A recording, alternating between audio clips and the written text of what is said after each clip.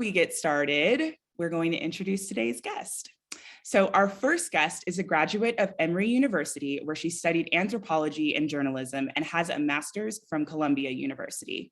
Prior to NLI, she was a reporter and editor for more than a decade at the Wall Street Journal and a head of content for Korn Ferry. Her work has also appeared in the New York Times, Bloomberg Businessweek, and Fortune magazine. She now leads the content team at NLI. Please join me in welcoming the head of content, Alyssa Abkowitz. Alyssa, it's great to have you here today. Thanks so much, Shelby. It's wonderful to be back. Yes. And our leader for today's discussion, an Aussie turned New Yorker who coined the term NeuroLeadership when he co-founded NLI over 2 decades ago.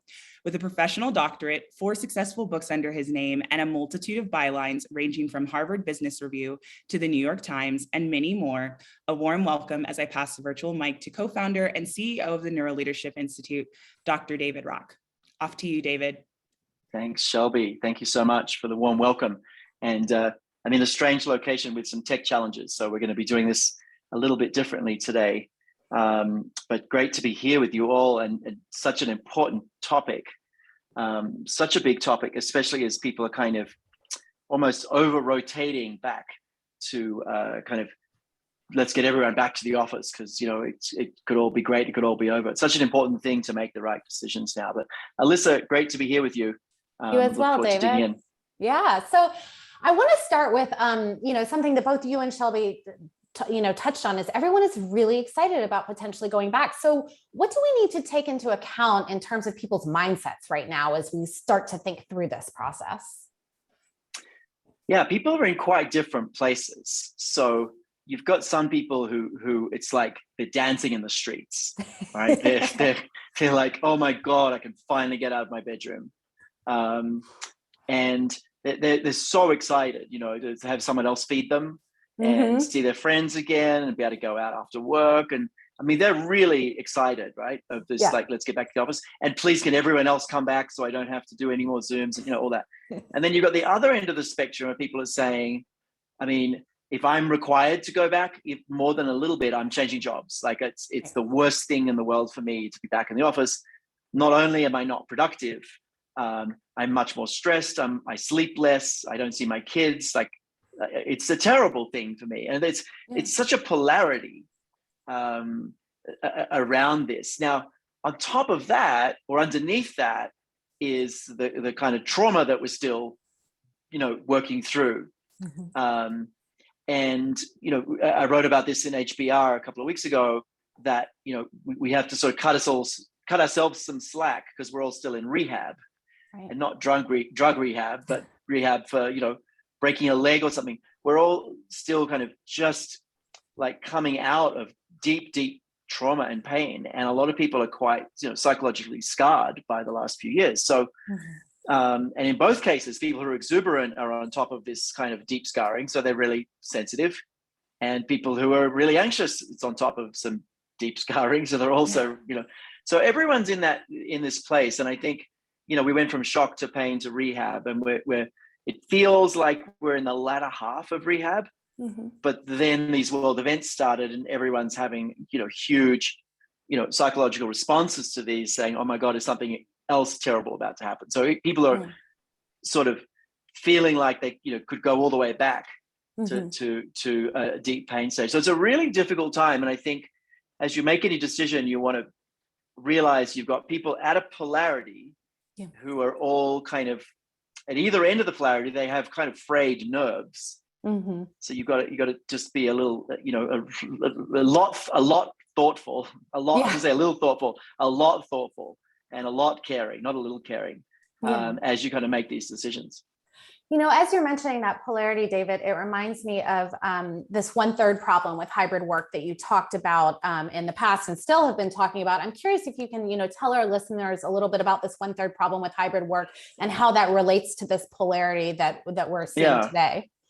Yeah, it's such a fascinating thing. And I was really blown away by how neatly people kind of divided into these 3 camps. And it's a combination of factors. It's if you're extroverted or introverted, it's your situation at home, it's your colleagues at work, do you like them or not? Right. There's all sorts of factors, right? But basically the 1/3 problem is about 1/3 of people just love being in the office. And what's interesting is that they say they love it because they're most productive there. Not just that they're, seeing their friends on this, but they actually say, look, I'm most productive. I was talking with a colleague recently from some people we were bringing on as consultants, and this guy said, just as an aside, like, I can't work at home. There's just way too many distractions. I need to get to the office. I try and work at home. I get nothing done. I need to get to the office. I need the structure. And there are plenty of people like that. And it turns out to be about a third of people that just really are much more productive and happier. Another third of people are much more productive and much happier working at home. And about a third of people are much happier if they can mix it up. If they can be around people for a while and then maybe get their own work done, right? And then be around people and they get their own, like, they know that that's by far the most productive place for them. That's that 1/3. And what's interesting about all of them is it's not just that they're happiest, but each of them are significantly more productive in that space. And I think to ignore that is kind of crazy. Yeah. And just to say, hey, you're all coming back to the office is a terrible idea, because literally 2/3 of people are going to be not only less productive, but also more annoyed. Right, right.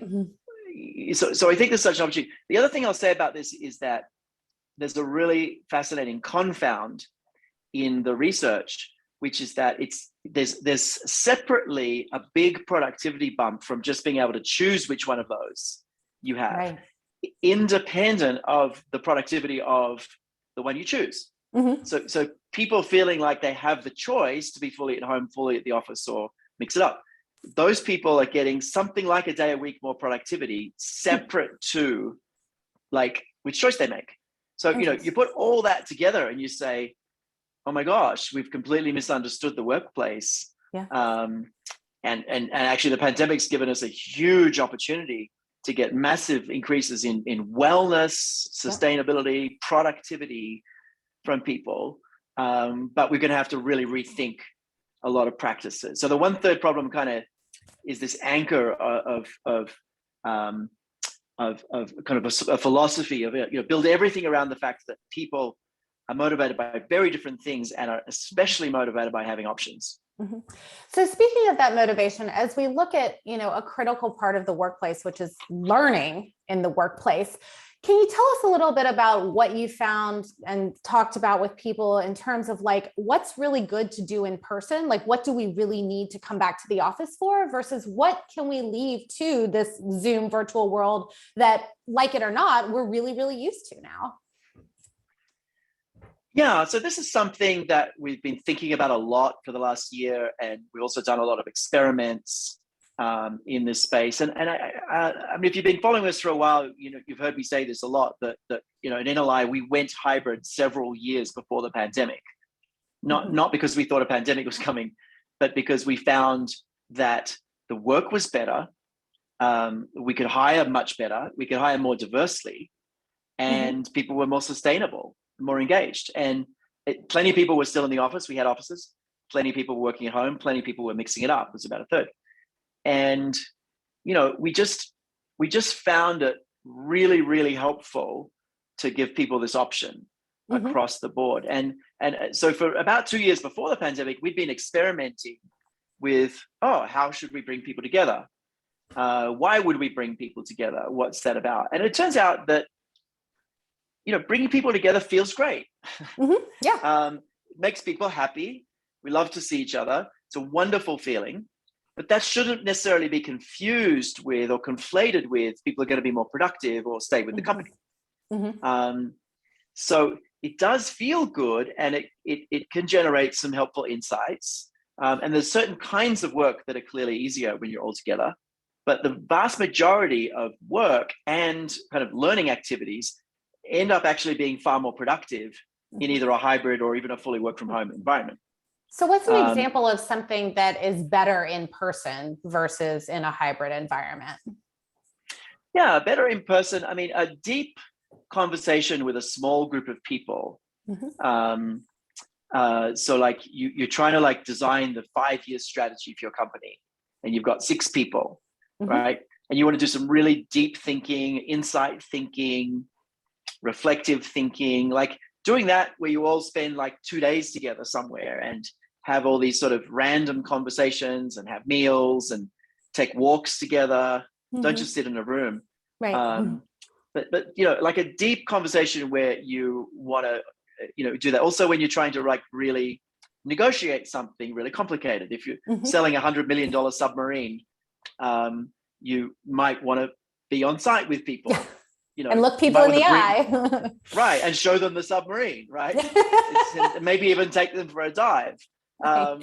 You know, so there are certain things that are just better experienced in 3 dimensions.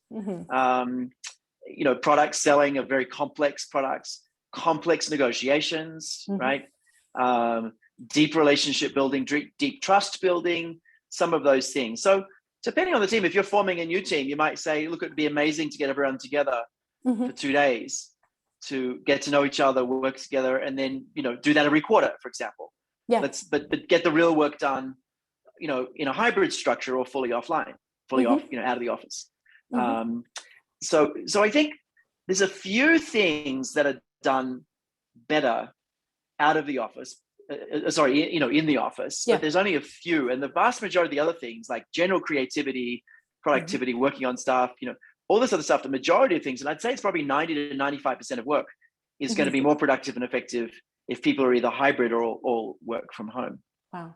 You know, I want to turn to a question from Danny from the crowd who touched on this, and it's a really great question. It's, David, are you surprised by this momentum in companies bringing people back to the office despite the research and the prediction that the hybrid world really is the new reality? She's mentioning, you know, I'm always disappointed how big recalibrations tend to revert to old thinking and old processes. Yeah, I'm not that surprised that it's happening because there's a little bit of a whiplash. I mean, you know, one of the experiences of this pandemic has been a feeling of sort of been 2 things. One is a drop in our ability to predict anything. Like, you know, I recently planned a vacation like 2 weeks ahead. It was amazing.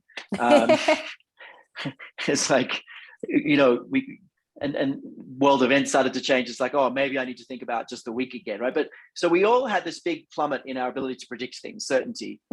And we also had this even bigger drop in our ability to feel in control of our lives, which is autonomy. Right. So there's been, you know, with certainty and autonomy and all the big things that drive behavior, we can't help ourselves but try to balance out the pain. Right, we're built. It's a reflex response. You know, if you have uncertainty, you're going to try to regain control. If you have lack of control, you're going to try to gain control or do something, because lack of control literally feels like pain. It feels something is wrong. You have to fix it, and unconsciously you'll just be doing all these things to try to fix it. And you know, like the 2 things that people could do easiest during the pandemic was change jobs. And change houses. And both of those things give you a really big sense of control without a lot of downside and with possible upside. Right. So if you think about the huge movement in real estate and the huge movement in jobs, a lot of that is just people trying to gain a sense of control in their lives again. And so for senior leaders also feeling out of control, this really helps them like regain a sense of control. Like suddenly they can see their people again, right? Suddenly they can walk around and see what's going on. Because for a senior executive or leader, or even just a team manager, team leader, the you know, one of the challenges of work from home or even hybrid is feeling less control generally. So you sort of put that on top of the broad feeling of, oh, maybe the pandemic's over, and like, oh my gosh, I just want to feel better. And it's this one thing you can do that sort of unilaterally will make you feel better. And you won't notice the you know, the impact necessarily because it's not as kind of tangible. So I think that's kind of the mechanism of what's going on. And then I think like additionally, you know, it's a certainty thing. Like they're also trying to create a sense of certainty for everyone. Like, oh, you know, we're going to have structure, we're going to have meetings. That, you know, hybrid takes some intentionality. It takes some cognitive effort. It's more uncertain. Whereas just, you know, bring everyone back in is much more certain. So there's this reflex reaction that increases a sense of certainty and autonomy for leaders, despite the data. And I think a lot of people will will vote with their feet. Yeah. A good percentage of the 1/3 who really don't want to be in the office, and a percentage of the people who want to mix it up, like a good percentage of those will vote with their feet. And I think companies will be challenged by that. Yeah.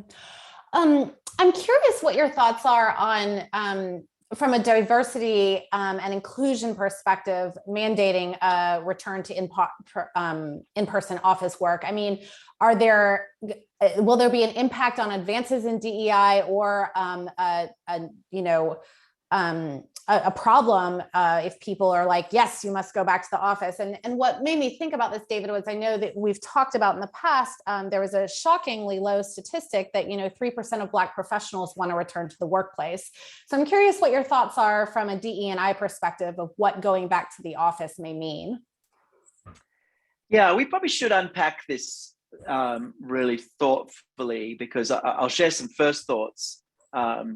But we may want to really unpack this and dig deep and kind of come up with a conclusion, because there's sort of noise on both sides of the argument at the moment. What I can say is that when people have the option of full work from home or mix it up or come to the office, you hire more women. And you hire more diversely if you're intentional about it. And the reason you hire more diversely is that you don't have to hire from within an hour of your office. Right. And most offices are in quite expensive real estate areas. And you're now hiring from across the socioeconomic spectrum much more. And so, when you're hiring for the best possible person for a role, not the best possible person within an hour of your office, you basically end up with a more diverse slate, diverse in every sense. So from a hiring perspective, you're going to have more women, more diverse employees. In terms of retention, there are good benefits to DEI from people being able to, choose from those things. But again, be careful of assuming everyone who might be in that category wants to work from home. There'll be plenty of people who want to be in the office. Although the research said 3% of Black professionals, which is scary. Right. Very scary. Jarring. So I think there's definitely some positives to hybrid. On the flip side, what you've got to do is make sure there are good practices so that people who are out of the office, which might be more women, right? So if you say if you say you can choose where you want to be, you'll probably end up with more women than men working from home. Because women generally, sorry to generalize, but generally on average are slightly more than men the caretaker of children. And in that structure, you're going to have more women than men at home. And if the company's not intentional about minimizing bias, particularly distance bias, you could have all kinds of diverse populations passed up for promotions. So, one of the ways to address this, we've been talking about this for a year, is the kind of one virtual, all virtual rule. That if people are out of the office, they shouldn't be penalized for not being there. Everyone should be in a platform if there's what we call a mixed meeting. If there's a meeting with some people in the office, some people at home, it should be a virtual meeting so that everyone can see everyone can contribute equally. And we actually helped plenty of companies before the pandemic put that rule in. And because it was just better for bias and inclusion and retention. So it's actually a great practice to have, when anyone's out of the office, have everyone on a platform, on an individual laptop, not in a room together.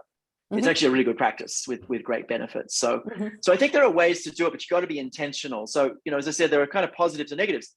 You might hire better, but if you're not intentional about, making sure people who are out of the office have good profile, you could end up with those people not being promoted. So, we need to think about effect size and impact size. To sort of respond to that more thoughtfully.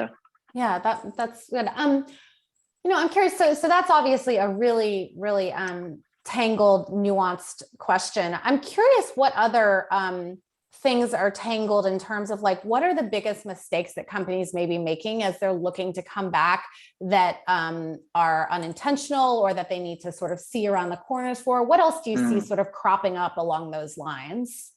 Yeah. No, thanks for asking. That's actually there's a lot of things on my mind. So,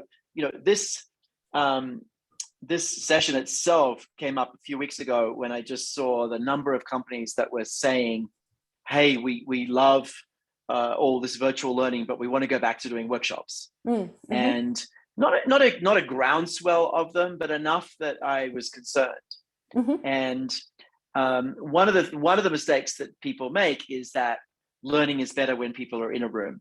Mm-hmm. And the trouble is people report feeling happier being in a room than learning online. Mm-hmm. They report they would prefer it, and they even believe that they learn better. Mm-hmm. And so if you say to people, would you rather spend 4 1-hours online every week for a month, 4 Mm-hmm. 1-hour virtual sessions every week for a month, or would you rather spend 8 hours in a classroom? Just about everyone chooses the 8 hours in the classroom.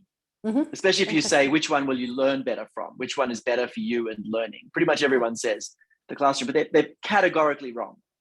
Really? About learning. Yeah, categorically wrong. And we bet our entire organization on that fact. And it's a bet that's proven the right bet in 6 years so far. So the reason it feels better, it's called the massing effect, is that we think that when we learn in a block that it's better for us. Mm-hmm. Because we can sort of get our head around the schema. We can sort of remember the day. It's a whole phenomenon called the massing effect. It literally feels like you'll remember it more if you learn it in a block. Mm-hmm. But the reality is, in the brain, information's not stored like a computer. We grow memories, and coming back to re-water a memory, like reactivating it like a plant that's watered, like coming back to reanimate a network is a really important part of growing that memory. And we don't store them, we grow memories, and they require attention. And it turns out that coming back to things and having to remember everything, that effort pays huge dividends for long-term memory. And it's called the spacing effect. We've talked about it for a long time. So the spacing effect has this really big dividend that's basically the opposite of what people think it is. So people think from the massive effect that it'd be better to learn the block. So there's no question people say they're really happy learning in with their peers in a classroom. It's also a lovely thing. You get to be social, have a nice meal together, and be in a classroom, change things up. So there are all sorts of reasons to bring people together. But if you're really, really passionate about bringing people together, bring them together to kick off an experience and then do the real learning online. And the reason I say that is that we've literally compared the exact same content in a workshop, like a day-long workshop, the exact same content in 3 1-hour sessions and online, and the 3 1-hour sessions kills the workshop, absolutely kills. In fact, I don't have the exact percentages, but we measure the number of people now activating a habit, like about 2 to 4 weeks later after the event. Workshops, you're about 50 to 55% of people, so about half the group, just a bit above half the group are actually formed a habit. 3 1-hour sessions, it's almost 90% of people have formed the habit that you were trying to teach them in the workshop. Wow. So it's a big difference. So if you've got 1,000 employees, right, only 500 of them are going to have the habit you want them to have if you put them in a workshop, and 850 to 900 of them are going to have it if you do it virtually. And the crazy thing is the workshops are radically more expensive, radically harder to schedule. Right. And the other thing that's really interesting is, and this is a hypothesis we've had for a while that we're getting more data on, but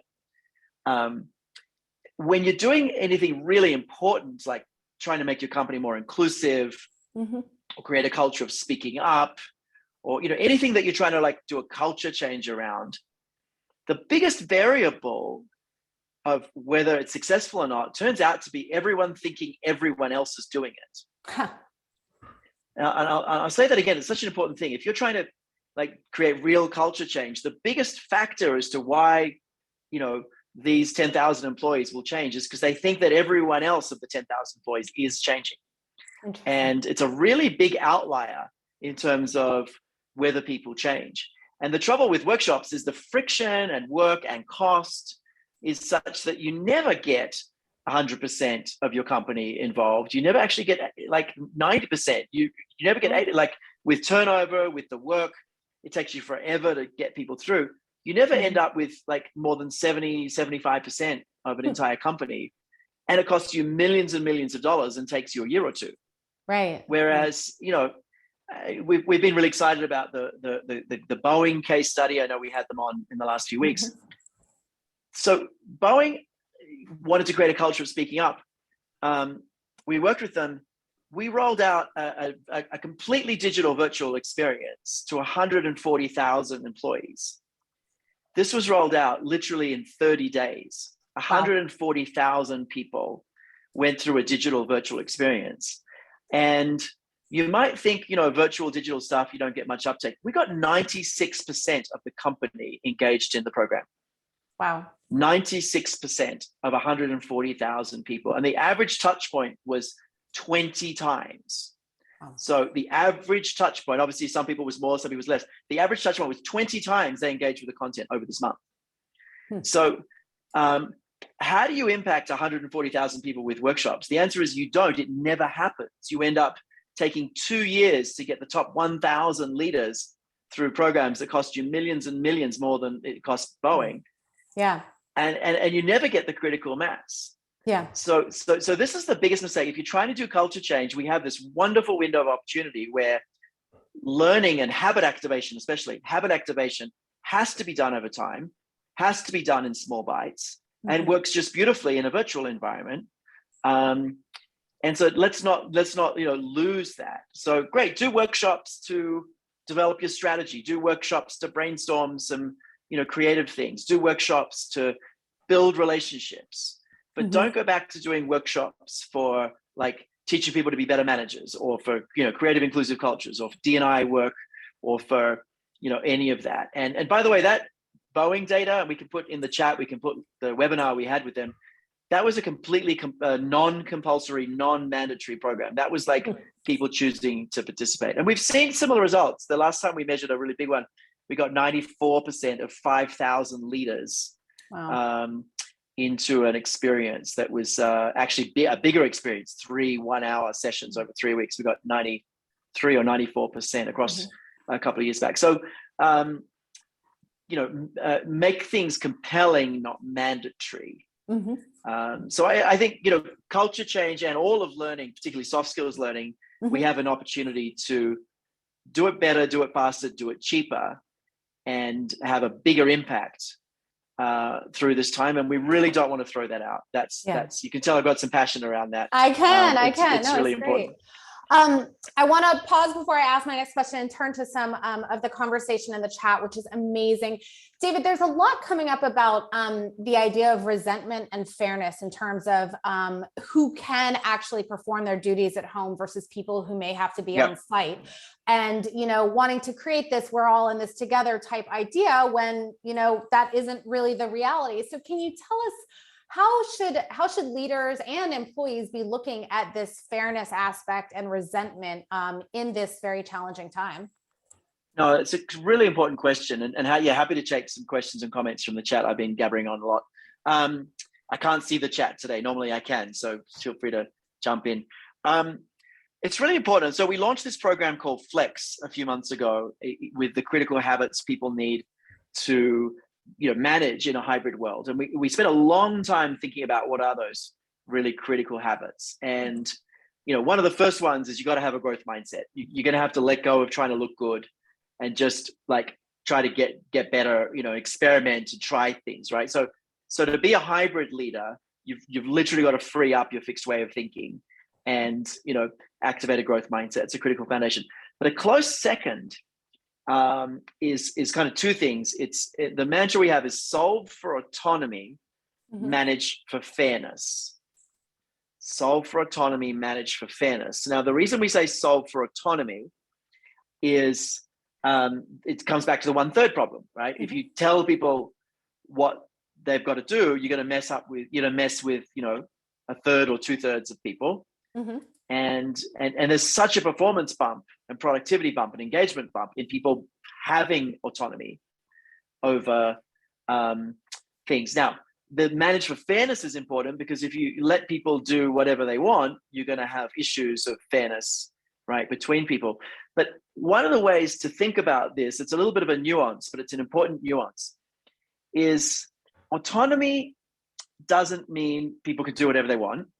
Autonomy doesn't mean that everyone can work from home necessarily. Autonomy is a feeling of control, and the variable is the variable that makes a really big difference in feeling motivated. Like, it's not that you've got a ton of autonomy to whatever, it's that you've got a little more autonomy than you expected.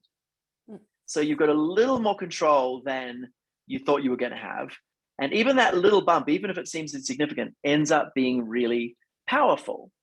So so let me now answer the question. So that's sort of a big backdrop right now. I kind of answer the question. So because we talk to a lot of companies about this, they're like, look, we've got 12,000 employees, but 10,000 of them are in our factories, and 2,000 of them can work from anywhere. Like, what do we do? And the answer is find creative ways to give people the perception, although it should be real, but the perception of more autonomy than they had before. And I'll give you some examples, and you got to think a little creatively, but like, just think about it with flexible work. Like, if people are required to work 5 days a week, maybe now you can say, folks, you can choose to work like 6 days a week for 3 weeks and then take 5 days off. Mm-hmm. If that's what works for you, right? That's a model that we're comfortable with. Or, we're happy with you working,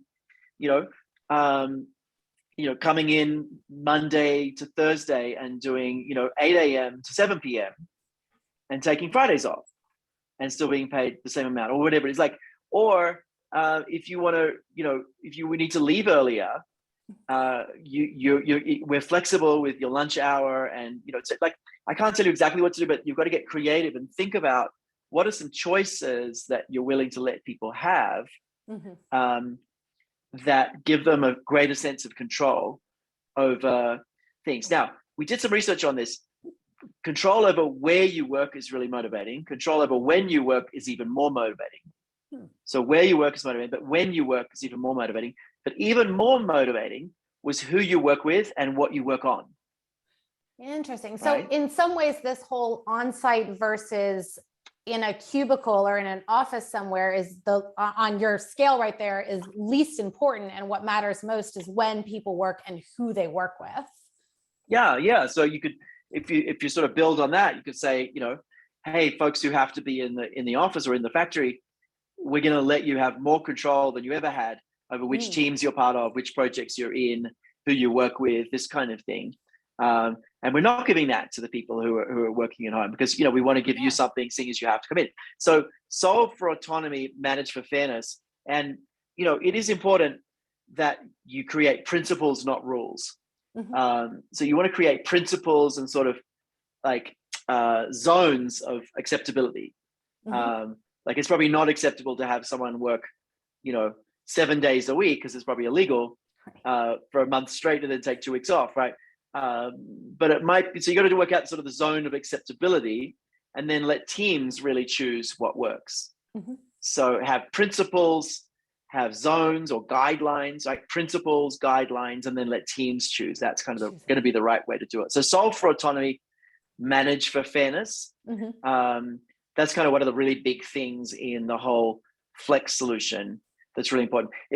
Just while I'm thinking of it, if you're from a company and interested in flex, just put the word flex in the chat, and someone will reach out to you pretty quickly and set up time to kind of walk you through what's in that program. Just throw the words flex in the chat, and someone will reach out pretty quickly and connect. And they might give you the option, might give you the autonomy. Do you want to talk to someone, or do you want to see some digital resources? And we can get you someone to talk to pretty quickly, or give you some stuff to look through on your own. That's great. It's back to you, Alyssa. Yeah. Thanks. One other thing that I want to dig into, David. So the data is pretty clear that you can be extremely productive working from home.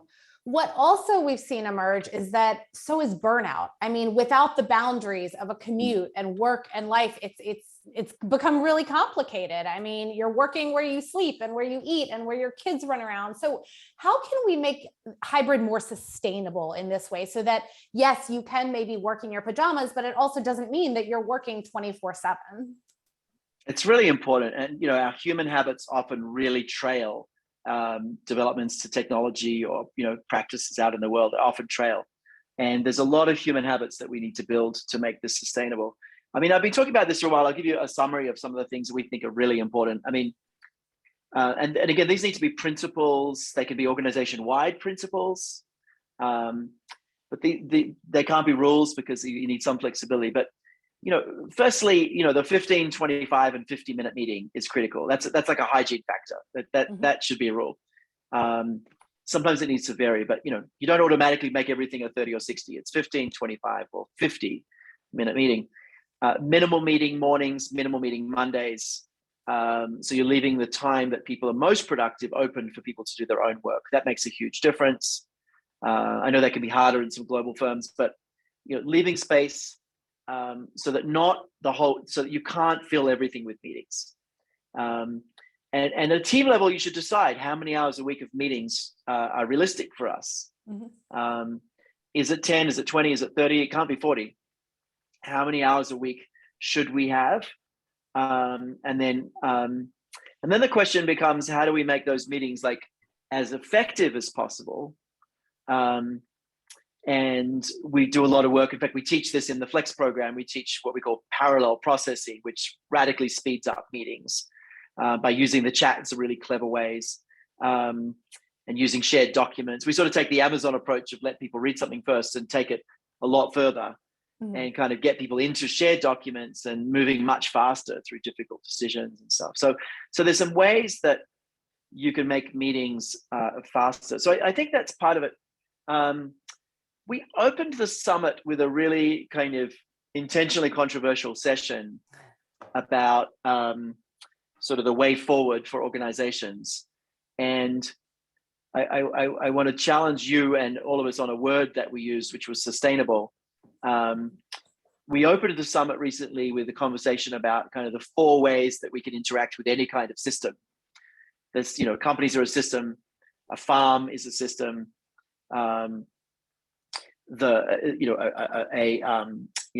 building is a system, a whole city is a system. So there are 4 ways you can interact with that system. There's exploitative, which is just sort of just taking everything out, leaving it much worse.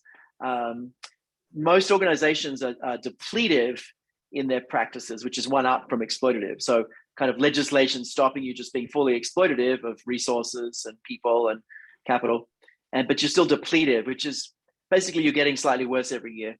Mm-hmm.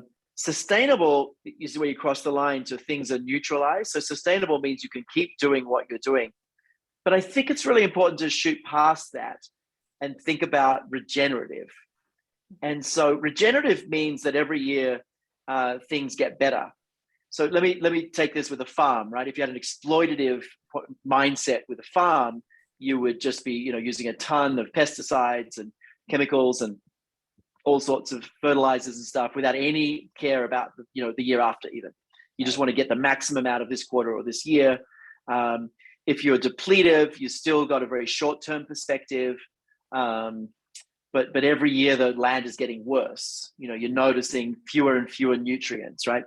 If you develop sustainable practices, then you've leveled off the nutrient level in the soil. Maybe you're growing fewer crops. Maybe over the longer term, you're doing better. But regenerative means that every year the soil is actually getting richer, that the land is getting healthier. And even the employees and your finances, everything else is making steady, even small but steady forward progress. So regenerative is such an interesting construct, and we talked a lot about it at the opening session of the summit. I think we'll have a session just on this concept on a Friday in the next month or two with one of the world's experts in this. But I think as we look at a hybrid, we should set our sights above like sustainable and set our sights on regenerative. Mm-hmm. And one of the things coming up is the 4-day work week. Yeah, let's talk about that. Yeah. I mean, the 4-day work week is potentially a really regenerative practice, and if you talk to the companies who put it in place, they'll tell you it's really really helping them. And interestingly, people are not just more healthy mm-hmm. and engaged, but they're actually over time they're literally more productive, working less. So I want to ask you about that though, because in theory, the 4-day work week seems great and regenerative, but in practice, it could be depletive if like you're working 4 10-hour days to make up that time versus 4 8-hour days, or some other, getting back to your point about autonomy and flexibility, some other way to put it together. And you know, there was this stat from Summit that has been sticking with me, David. It was Andrew Brown's, founder of the 4-Day Workweek, who said, really, everyone is only truly productive for about 3 hours a day. So how do you sort of look at all this? Because I agree with you, on the surface, 4-Day Workweek sounds super regenerative, but in practice, it could actually be depletive. So how should people be thinking about it if they're looking to possibly implement it? Yeah, look, I have to disclose that I'm at the early stages of getting my own head around it as a CEO. Mm-hmm. We just presented at the summit some of the best aggregated data on the 4-Day Workweek, and honestly, I have to watch that session still. I was watching another one, and I have to get my head around the data, because as a CEO, I feel my own tension. Like, oh my gosh, are we going to just like, you know, send our clients crazy? Are we going to send everyone crazy? Is it going to end up costing us more? I don't know yet. I haven't formed my own opinion. I think I have a safety bias, if I had to guess, and definitely an expedience bias around just I can't picture yet what the alternative is. Right. But I do know if we do it, we'd have to do it very thoughtfully, and not do it in a way where people feel guilty and anxious. So I've got to dig in and dig into the real science. I looked at 3 or 4 case studies in the last couple of years. There's some really interesting case studies, but I want to look into the real data and what's driving the effect. If I had to guess, it might be a big autonomy factor. People have a lot more control over their life having 4 days. And if giving people control of their cubicle makes them a day a week more productive, then giving people control of a day a week might make them a cubicle more productive. I don't know. But it's there's some, so I just have to understand the mechanisms a bit more. And then I think we need to sort of do it really intentionally. And we'd love to do an experiment and align with it. But you're right, you got to be careful of just like people feeling guilty, people doing, you know, huge amount of work over 4 days to take that, you know, and then exhausted that 5th day. There's a bunch of factors. Look, personally, I do a lot of things. People ask me what I do. I think, I talk, I write. When I write, I really can't write very many hours of the week, anything half decent. Like, I know that I write at the quality that I need to write when I first wake up in the morning, or I come back from some intense exercise, or I've had a long break. And it lasts for, honestly, an hour, 2 hours. Like, if my job was a writer, maximum. If I was a writer, I'd be like, I can write good quality work 3 hours a day at a real, you know, maybe 4 hours a day. I could do 2 hours in the morning, go off and do other things, and come back and do 2 hours in the afternoon. I could probably do, you know, 4 hours a week of really high quality writing, if I was being honest. And because for me, that process is really, it requires real deep thinking, focus, and a super clear mind. It took me 5 years to write Your Brain at Work, because I needed to find 1,000 of those hours. And I rewrote it, like I threw it out and rewrote it 4 times. It drove me really crazy. So I agree. I mean, it depends on the work. If you're doing like deep coding work, people aren't being super productive for more than probably 3 or 4 hours a day. Right. So yeah, I mean, it's a deep insight. People aren't being all that productive, like really doing good work for that much time, which is another reason why, you know, letting people choose where they work is such a great idea. Yeah, because you'll get the best from them. Yeah. I'm curious if any of our participants here, are any of your companies doing 4-Day Workweek? Just pop it in the chat if you are, and where you work, if you don't mind. We'd be really curious, or if you've had any experience of doing something like this where you only work for 3 or 4 hours a day. Pop it in the chat. Let's see. Yes, in healthcare, 4-Day Workweek. In pilot, pilot at Cisco. Fascinating. That's great. That's wonderful. Karen, we'll have to connect with you and hear how it is. Deborah, you do 4 days a week. Oh, that's great. Oh, wow. 4.5. Lisa McGregor's done 4.5 for years. This is great. Friday, 4 hours. Oh, this is exciting to see, David. There are a lot of companies here that are really leaning in and experimenting with this. We'd love to talk to all of you. Yeah. Yes. We're going to put a survey together we're going to put a survey together and send it out to you, especially if you've said you are. Yeah. We'd love to hear your lessons. What might be fun, actually, just on the spot, if we could find a bunch of companies who are doing it, get them all on an event where we study it together and share together, kind of share and learn together what's working and what's not. Let's come back to that, do some live research with folks. This would be great.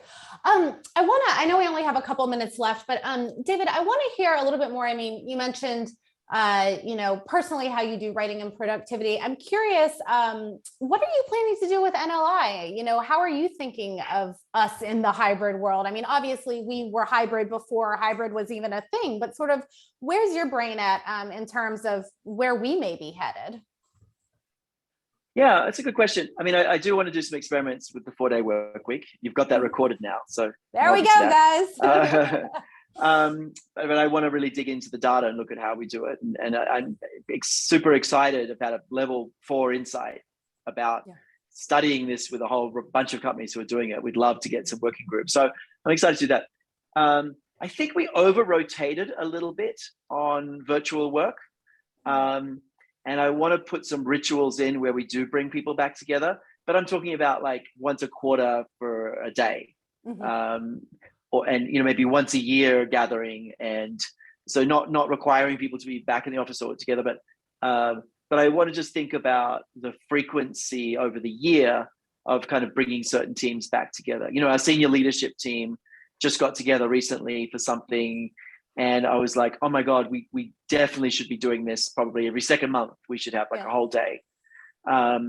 So I think there's, we over-rotated a little bit just because we're so good and we're so used to the virtual working that we forgot about some of those things that are better in person, like building trust and deeper thinking and stuff like that. But those things aren't that often, they're not, it's not like you have to do that every week. I think we're going to push the envelope on recruiting even more. So we want to recruit people who only want to work 3 days a week. And that's what they're going to work. And they want to work for us, but permanent part-time in a sense. And we're going to recruit people who only want to work 4 days a week and people who want to do 5 days. But so I think we're going to push our own envelope on different kinds of teams, and depends on the role. You can't do that for every role. Right. And also locations. We're trying to open up a lot more locations. And recruiting from different parts of the world. We also have a big North American operation, but a really big European operation covering all of EMEA, and a big APAC operation covering all of Asia Pacific. We have some pretty big teams there, so kind of expanding the hiring right across those regions. I'd love to hire a bunch of people from, this isn't tacky, but from the Ukraine, like to hire from there to help people. As things settle down, that hopefully will be helpful. I love that Airbnb thing that happened where people were just sending money to folks who had Airbnbs. So I don't know. I mean, that's an aside, but I think, we always want to challenge ourselves. And I look forward to continuing to challenge ourselves to find the best ways to kind of work as a team ourselves. Yeah, those are great aspirations, and I'm excited to be here for that. I want to actually ask the audience the same thing. What would you like to see your company doing in the next 6 months to a year? What would make your work life easier, more productive, more motivational? Pop in the chat. Again, this is our parallel processing that we love so much, everyone. What would you like to see your company do? More mental health consideration. That's a good one. Yeah, mental health days. Okay. Compressed schedules, more holidays, transition to 4-day work week, more flexibility with autonomy, sponsored offices. Oh, that's an interesting idea. This is great. Mental health coming up a lot, transforming meeting culture. Yes. Oh gosh, I got to tell you, when I came to NLI, having meetings end 5 minutes before the half hour or hour has changed my life in terms of being able to, get up and drink some water, take a quick walk outside. Let's see, 4-day work week. These are great. This is wonderful. Well, I know we're getting close to time. David, any final thoughts before we turn it back over to Shelby? This has been a fabulous conversation. Yeah, just a couple of things I want to mention, but I'm having an insight. One of the things I love about these Fridays is I often have insights from these conversations, and all sorts of things come out of them. But I'm just having an insight, one of the things that I think is going to be really important, so that these practices become very embedded and very real, is continuing to look at the business impact of these things. So it's not just let's do a 4-day work week, it's let's do a 4-day work week pilot, for 3 months with 100 people and collect really solid data about the effect of this on, on all business, all different aspects of business. It's going to be really, really important that we're thoughtful. I know people will be happier, but let's also make sure we've got hard data about the impact on their creativity, on their output, on their collaboration, on their career growth, all these kinds of things. So I think that's going to be really important. And if we see positives in this, then we can really escalate this kind of practice and tweak, and improve it. Absolutely. So, that's a big thing. The other thing, just, more of an announcement than anything else, just, we love these sessions. I also want to put a plug in for folks who are from organizations to join our insiders community. So our insiders community happens about once a month. We do limit it to people who are from organizations, so no external consultants, but it's a pretty big community now, and we get 50 to 100 people together every month on different topics to go deeper on all sorts of things. And we actually ask for your feedback on things, we design things together. So just if you're from an organization, just put the word insider in the chat. Someone will follow up with you on that. We were trying to build that community. And the other thing, just a bit of announcement, we've been mentioning this for the last few weeks, but we're super psyched about it. I've been trying to launch a masterclass for practitioners for 3 years, and we finally got it going. We've launched a masterclass for diversity, equity, and inclusion practitioners to help people essentially understand our research and understand how to apply it. And it's across like diversity, equity, and inclusion. And it's across how you make things a priority, how you build habits, and you install systems. So we're launching DEI Masterclass. There's a pilot intake coming up in May, June. And then we'll have a big rollout after that. But we're looking for people to join the pilot program. Just put the word masterclass in the chat if you're interested in that, and we'll come back to you. Or DEI Masterclass or Masterclass. The program is literally giving you an opportunity to dive much deeper into the real science and be able to apply this work in organizations. So there are a couple of announcements that we're pretty excited about. And the DEI Masterclass is starting pretty shortly after that. We're going to launch a performance masterclass for people who are involved in performance management and all the related things. It'll be performance management and coaching. So people who kind of manage coaching programs or performance management frameworks. And then we'll also do one on learning and leadership development. But those who have not launched yet, don't ask for that just yet, but those are coming. So we're going to have at least 3 different masterclass series for people to learn with peers and be able to really dive into the research. So we're excited about that. So I think that's it for me. Just thanks for the opportunity to share all this with you, Alyssa, for great questions, and hope to see many of you back over the next 2 weeks. Yeah. Thanks so much, David. Shelby, back over to you. Great. Thank you guys so much. This was such an amazing conversation. I think, as we said before, there's a lot of energy around it. So definitely stay in contact with us, as you mentioned in the chat. We would love to know how we can help you further. So we are going to drop a poll as well to let us know how we can help you in the future. As well, thank you for sharing your comments. We love to hear from you as always and staying engaged throughout this whole conversation. We'd love to hear your feedback even more. So if you would be willing to also share in a survey, that would be amazing. We'll drop that link as well. Reiterating what David said, specifically for Insider Exchange, if you're interested in that and you're with an organization, we would love to have you, reach out to see if you can join us for roundtable discussions and just learning more about what we're doing on the inside of NLI and having conversations around that. We're also hiring. So if you are looking to join a team, visit neuroleadership.com/careers and check out the open positions that we have. And if you enjoyed today's conversation, we will also be putting that on the podcast. So make sure that you check that out, Your Brain at Work Live. wherever you enjoy listening to your podcast. So this is where we officially say farewell. Happy Friday to all of you. Thanks again for joining us. And we'll be back next week when we talk about workplace woes and wins and do a Women's History Month wrap up. So have a great weekend, and we will talk to you soon.